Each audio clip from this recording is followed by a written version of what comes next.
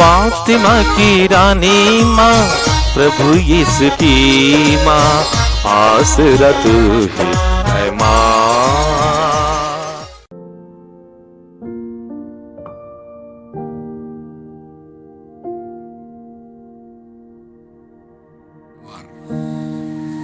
पहला पाठ रोमियो के नाम संत पौलुस का पत्र, अध्याय 8, पद संख्याएं 18 से 25 तक। मैं समझता हूँ कि जो महिमा हमें प्रकट होने को है, उसकी तुलना में इस समय का दुख नगण्य है, क्योंकि समस्त सृष्टि उत्कंठा से उस दिन की प्रतीक्षा कर रही है जब ईश्वर के पुत्र प्रकट हो जाएंगे। यह सृष्टि तो इस संसार की असारता के अधीन हो गई है, अपनी इच्छा से नहीं बल्कि उनकी इच्छा से जिसने उसे अधीन बना दिया है। किंतु यह आशा भी बनी रही कि वह असारता की दास्ता से मुक्त हो जाएंगी और ईश्वर के पुत्रों की महिमामय स्वतंत्रता की सहभागी बनेगी। हम जानते हैं कि समस्त सृष्टि अब तक मानो प्रसव पीड़ा में कराहती रही है, और सृष्टि ही नहीं, हम भी भीतर ही भीतर कराहते हैं। हमें तो पवित्र आत्मा के पहले कृपादान मिल चुके हैं, किंतु हम ईश्वर की संतान होने के नाते अपनी शरीर की मुक्ति की राह देख रहे हैं। हमारी मुक्ति अब तक आशा का ही विषय है। यदि कोई वह बात देखता है जिसकी वह आशा करता है, तो यह आशा नहीं कही जा सकती है। जिस बात को कोई देखता है, वह उसकी आशा कैसे कर सकता है? हम उसी की आशा करते हैं जिसे हम अब तक नहीं देख सके हैं। इसलिए हमें धैर्य के साथ उसकी प्रतीक्षा करनी पड़ती है। यह प्रभु की वाणी है। ईश्वर को धन्यवाद। भजन अनुवाक्य। ईश्वर ने हमारे लिए अपूर्व कार्य किए हैं। ईश्वर ने हमारे लिए अपूर्व कार्य किए हैं। प्रभु जब सियोन के निर्वासितों को वापस ले आया, तो हमें लगा कि हम स्वप्न देख रहे हैं। हमारे मुख पर हंसी खिल उठी और हम आनंद के गीत गाने लगे। अनुवाक्य। ईश्वर ने हमारे लिए अपूर्व कार्य किए हैं। ईश्वर ने हमारे लिए अपूर्व कार्य किए हैं। गैर यहूदी आपस में यह कहते थे, प्रभु ने उनके लिए अपूर्व कार्य किए हैं। उसने वास्तव में हमारे लिए अपूर्व कार्य किए हैं और हम अत्यंत आनंदित हो उठे। अनुवाक्य। ईश्वर ने हमारे लिए अपूर्व कार्य किए हैं। ईश्वर ने हमारे लिए अपूर्व कार्य किए हैं। हे प्रभु, मरुभूमि की नदियों की तरह हमारे निर्वासितों को वापस ले आ। जो रोते हुए बीज बोते हैं, वे गाते हुए लूनते हैं। अनुवाक्य। ईश्वर ने हमारे लिए अपूर्व कार्य किए हैं। ईश्वर ने हमारे लिए अपूर्व कार्य किए हैं।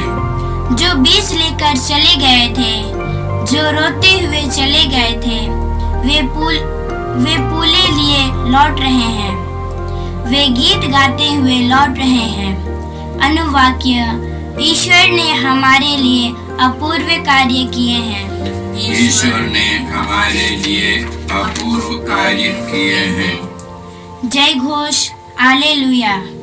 हे पिता, हे स्वर्ग और पृथ्वी के प्रभु, मैं तेरी स्तुति करता हूँ, क्योंकि तूने राज्य के रहस्यों को नीरे बच्चों के लिए प्रकट किया है। हालेलुया। प्रभु आप लोगों के साथ हो और आपकी आत्मा के साथ। संत लूकस के अनुसार प्रभु यीशु ख्रिस्त का पवित्र सुसमाचार।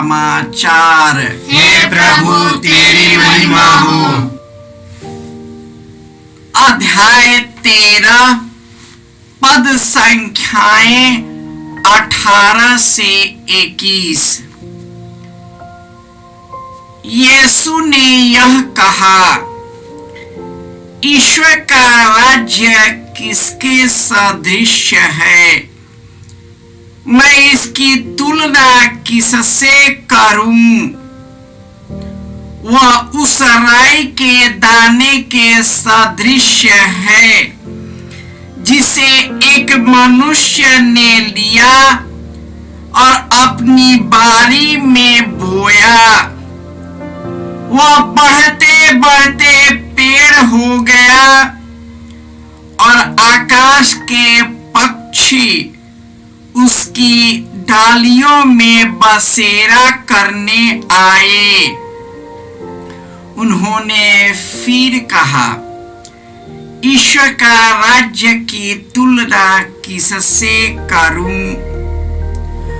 वह उस खामीर के सदृश है जिसे एक स्त्री ने लेकर 3 पसेरी आटे में मिला दिया और सारा आटा खमीरा हो गया। यह प्रभु का सुसमाचार है। हे ख्रिस्त तेरी स्तुति हो। ख्रिस्त में प्यारे भाइयों और बहनों, ईश्वर का वचन कहता है, जो प्रभु पर भरोसा रखते हैं और उसके मार्ग पर चलते हैं, वह अपनी हाथ की कमाई से सुखपूर्वक जीवन बिताएगा। उसकी पत्नी घर के आंगन में दाखलता की भांति फलेगा फूलेगा। उनकी संतान जैतून की टहनियों की भांति उसके चौके की शोभा बढ़ाएगी। जो प्रभु पर भरोसा रखते हैं उसे वही आशीष प्राप्त होगी। ईश्वर के करीब का मतलब है हम किसी परिस्थिति में जिए, हम ईश्वर के सानिध्य में जिए। यदि इस संसार में हम दुख झेलते हैं तो महिमामय स्वर्गीय सुख की अपेक्षा यह दुख नगण्य है। मानवीय दुख नगण्य है क्योंकि यह शरीर जो प्रकृति की आसरता से चिपट जाता है, प्रभु यीशु की महिमा में यह मुक्त हो जाता है और हम महिमा में यीशु की आशा की प्रतीक्षा करते हैं। हमारे जिंदगी में शारीरिक दुख, आत्मिक पीड़ाएं, मानसिक पीड़ाएं होती हैं। हम जिस लोगों के साथ रहते हैं उससे कभी न कभी मनमुटाव होता है और उससे हमें हृदय को धक्का भी लगता है। लेकिन जो ईश्वर में विश्वास करता है और उसके अनुरूप जीवन बिताता है और भरोसे के साथ आगे बढ़ता है, ईश्वर का आशीर्वाद उसे प्राप्त है। वह खुद अपने मेहनत में ईश्वर की शक्ति का अनुभव करेगा, क्योंकि वह व्यक्ति अकेला नहीं होता, उसके साथ प्रभु यीशु साथ रहता है और हमारे साथ कार्य करता है। और आज के सुसमाचार में ईश्वर का राज्य की तुलना एक राई के दाने के रूप में किया गया है। जो उसे रोपते हैं वह बहुत बड़ा वृक्ष होता है और बहुत फल उत्पन्न करता है। हम लोग उसी राई के दाने के सदृश हमारा विश्वास यीशु में अटल रहे, ईश्वर में अटल रहे, तो वह हमारे दुखों को भी हर लेता है। इसलिए इस दुनिया में जो सामाजिक दुख जो लोगों के द्वारा ढाहा जाता है, सामाजिकता के रूप में हमें कई प्रकार के दुखों से गुजरना पड़ता है, निंदा का शिकार होना पड़ता है, अपमान का अनुभव होता है, आर्थिक मंदी से गुजरने लगते हैं। यह दुख भी स्वर्गीय सुख के अपेक्षा कुछ नहीं है, क्योंकि यह दुख क्षण भंगुर के लिए है। हमारी जिंदगी क्षण भंगुर है। यह शरीर की काया मिट्टी में मिल जाता है, लेकिन जो यीशु में विश्वास करते हुए जीवित रहते हैं और उसी में विश्वास करते हुए यदि हमें इस दुनिया में दुख भी झेलना पड़ा, तो यह दुख ईश्वर के राज्य की तुलना में कुछ नहीं है।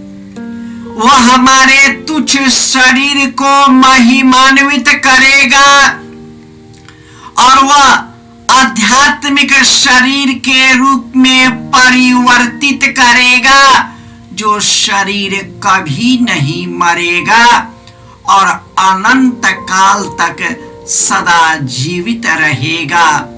प्रभु यीशु आज के सुसमाचार के रूप में जो राई के दाना के रूप में और दूसरी है खमीर, जिसे हम आटे में गूंथते हैं, वही 3 पसेरी आटे को मिलाते हैं तो पूरा आटा खमीरा हो जाता है।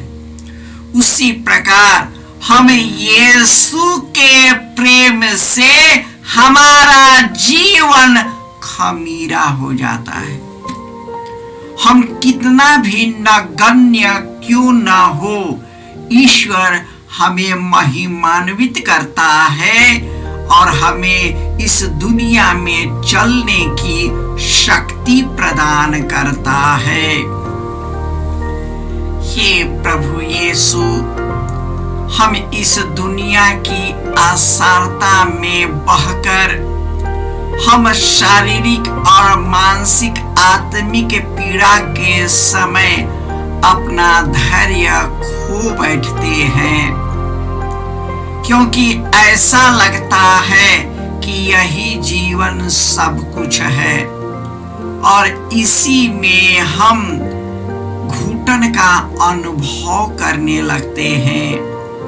हे प्रभु यीशु, हम तेरे ही भक्ति में, प्रेम में आगे बढ़े, ताकि तेरे ही प्रेम और करुणा से हमें धैर्य और साहस मिले और धैर्य और साहस के साथ मेरे जीवन में जो भी कुछ आएगा, तेरी शक्ति के बल पर उन सब चीजों पर विजय प्राप्त कर लेंगे।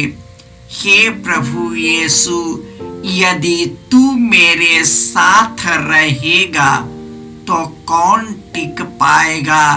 तेरी शक्ति के बल पर इन सब बुराइयों पर विजय प्राप्त कर लूंगा। जय यीशु। जय यीशु क्रिस्त में प्रिय भाई और बहनों, प्रभु यीशु ने हमें आदेश दिया है संसार के कोने कोने में जाकर सारी सृष्टि को सुसमाचार सुनाओ। सुसमाचार सुनने के लिए और सुनाने के लिए एक अच्छा मौका है। आप कृपया इस चैनल का सब्सक्राइब करें, लाइक करें, शेयर करें, बेल आइकन दबाएं ताकि यहाँ की नई वीडियोस की सूचना आपको मिलती रहेगी। साथ साथ आप दूसरों को भी प्रेरणा दें इसका सब्सक्राइब करने के लिए। याद रखें, कल के मिसा के दैनिक पाठ और उस पर टिप्पणियाँ आज ही दोपहर के बाद हम लोग अपलोड करते हैं।